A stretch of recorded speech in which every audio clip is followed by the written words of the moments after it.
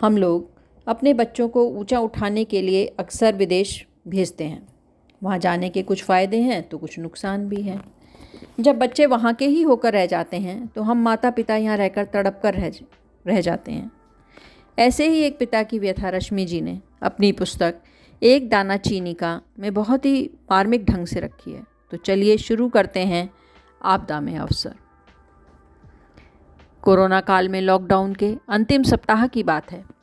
एक आवासीय सोसाइटी के अध्यक्ष ने मन ही मन इस समय किए गए अपने कार्य का विश्लेषण किया।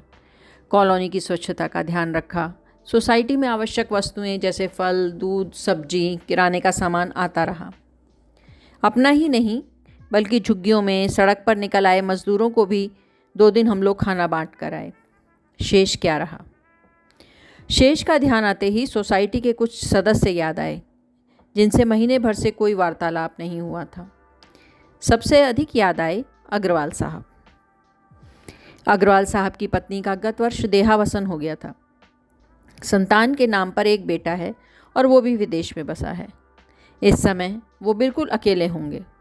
ये विचार मन में आते ही अध्यक्ष महोदय ने अग्रवाल साहब के फ़ोन किया। अपनत्व भरे स्वर से बोले, कैसे हैं आप? बहुत दिन से दिखाई नहीं दिए। कैसे दिखाई दूं भाई, बूढ़ा हूँ। बाहर निकल कर खांसता हूँ तो लोग डर जाते हैं। कहाँ बूढ़े हैं, चुस्त दुरुस्त आपको रोज़ योगा करते देखा था। अग्रवाल साहब के स्वर में उत्साह सा छलका।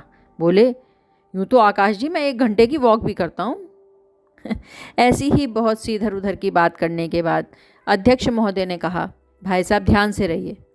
इस समय आपका घर से बाहर निकलना ठीक नहीं। कोई आवश्यकता हो तो मुझे फ़ोन करिएगा, मैं प्रबंध कर दूंगा। इस बार अग्रवाल साहब चिंक हुए। अकेले आदमी को दोस्तों की ज़रूरत होती है आकाश जी। ये बात पूरी सोसाइटी में किसी को याद नहीं आई। आपको भी समाज सेवा के बाद पड़ोसी का ध्यान आया। अध्यक्ष महोदय किंचित कुंठित हुए। मन ही मन बोले, बुढ़े। प्रत्यक्ष में वार किया। आपकी हताशा समझ सकता हूँ साहब। इस वर्ष आपका बेटा भी नहीं आ पाएगा। कोरोना ने बुरा हाल कर रखा है ना। इस बार अग्रवाल साहब का स्वर उत्तेजित हो गया। वो बोले, इस बार नहीं, अगले 3 वर्ष नहीं आएगा। ग्रीन कार्ड मिलने तक नहीं आएगा। सुनते हैं बार बार आने से कुछ पॉइंट कम हो जाते हैं।